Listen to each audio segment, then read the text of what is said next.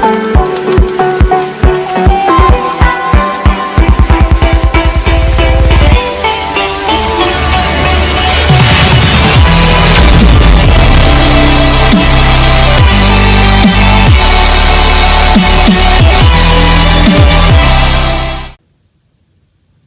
वालेकुम व्यूअर्स, कैसे हैं आप? उम्मीद है कि आप खैरियत से होंगे।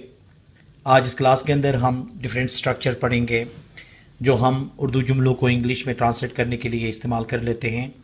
वो तमाम व्यूअर्स जिन्होंने अभी तक चैनल सब्सक्राइब नहीं किया, आप चैनल सब्सक्राइब करें ताकि हर अपडेट आपको आसानी से मिल सके। तो आइए शुरू कर लेते हैं। पुट एट स्टेक, आज जो हमारा पहला स्ट्रक्चर होगा वो पुट एट स्टेक का कैसे इस्तेमाल करना है वो हम सीख लेंगे। ये इस्तेमाल होता है दाव पर लगाना। हम उर्दू में अक्सर ऐसे जुमले इस्तेमाल करते हैं, जैसे कि देखें, उसने आपके पढ़ाई के लिए अपना सब कुछ दाव पर लगा दिया। अब ऐसे जुमले जब हम अंग्रेजी में ट्रांसलेट कर रहे होते हैं तो उसको ट्रांसलेट करने के लिए हम किस चीज़ का सहारा लेना पड़ेगा? पुट एट स्टेक का सहारा लेना पड़ेगा।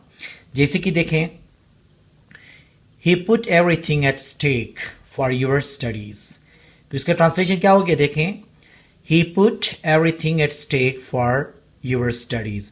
दाव पर लगाने के लिए जो इस्तेमाल करेंगे वर्ड वो क्या होगा? पुट एट स्टेक का इस्तेमाल करेंगे। इसी तरह देखें, उसने अपने बेटे को बचाने के लिए अपनी जिंदगी दाव पर लगा दी। इसका ट्रांसलेशन क्या होगा? देखें, he put his life at stake to save his son. He put his life at stake to save his son. मैंने आपके लिए अपना सब कुछ दाव पर लगाया। इसका ट्रांसलेशन होगा, I put my everything at stake for you. I put my everything at stake for you.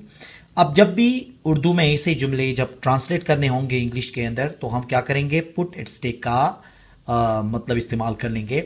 दाव पर लगाने के लिए क्या होगा? पुट एट स्टेक का इस्तेमाल होगा।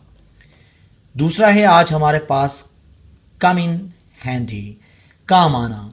अक्सर हम कहते हैं, देखें, आपके मशवरे बहुत काम आए, आपका ये मोबाइल मेरा बहुत काम आया, आपकी गाड़ी मेरी बहुत काम आई। ठीक है, ऐसे बहुत सारे जगहों पे हम काम आया का इस्तेमाल कर लेते हैं। अब ये कम जो है यहाँ पे वर्ब है जो टेंस के साथ अपने आप को चेंज करता है। तो इसका ट्रांसलेशन क्या होगा? देखें, आपके मशवरे बहुत काम आए। Your suggestions really came in handy. Came in handy का इस्तेमाल हुआ। देखें यहाँ कम क्या हो गया? केम, क्योंकि पास्ट की बात कर रहे हैं। दूसरा है हमारे पास, मुझे पता था कि यह मोबाइल एक दिन काम आएगा। इसका ट्रांसलेशन क्या होगा? I knew this mobile would come in handy one day. I knew this mobile would come in handy one day.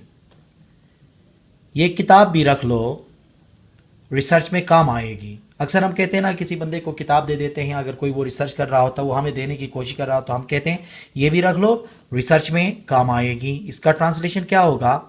Keep this book also, it will come in handy in research.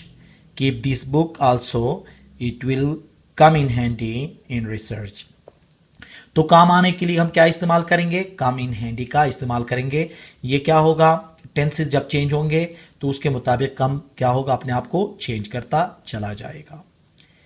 तीसरा है हमारे पास आज immediately, at once, right away. ये तीनों इसलिए इस्तेमाल होंगे जब हम किसी जुमले में जल्दी की बात कर रहे होते हैं, जैसे कि जल्दी इधर आओ, जल्दी लाओ, जल्दी करो। ठीक है, उस सेंस में क्या होगा? या तो इमीडिएटली इस्तेमाल करेंगे, या एट वंस का इस्तेमाल करेंगे, या राइट अवे का इस्तेमाल करेंगे। जैसे कि जल्दी ये मसला हल करो। अब इसमें देखें ना, जल्दी ये मसला हल करो, तो यहाँ पे इसका ट्रांसलेशन क्या होगा? Solve this problem. इमीडिएटली भी कह सकते हैं, एट वंस भी कह सकते हैं, और राइट अवे भी कह सकते हैं। इन तीनों में से आपने क्या करना है? एक को इस्तेमाल करना है। दूसरा है, देखें, जल्दी पानी लाओ, मुझे बहुत प्यास लगी है। अब इसमें भी जल्दी की बात हो रही है, तो क्या होगा? Bring water at once, I am very thirsty. Bring water at once, I'm very thirsty। अब यहां पे किस चीज का इस्तेमाल किया? At once का इस्तेमाल किया। जल्दी गाड़ी मंगवाओ, मुझे ऑफिस जाना है। अब इसमें क्या होगा? Get car brought right away, I have to go to office। Get car brought right away, I have to go to office। तो इन तीनों में से आप लोगों ने क्या करना है? किसी एक को इस्तेमाल करना है जहां पे जल्दी की बात आ जाए। ठीक है, तो ये थे 3 स्ट्रक्चर्स जो आज हमने पढ़ लिए इस लेसन के अंदर। तो उम्मीद है कि आपको समझ में आया होगा। Thank you very much.